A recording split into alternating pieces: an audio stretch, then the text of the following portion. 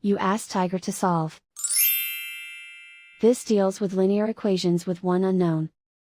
The final result is x equals -12. Let's solve it step by step. Group all constants on the right side of the equation.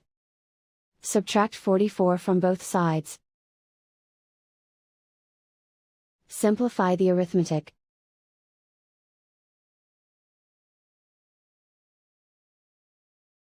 Isolate the x.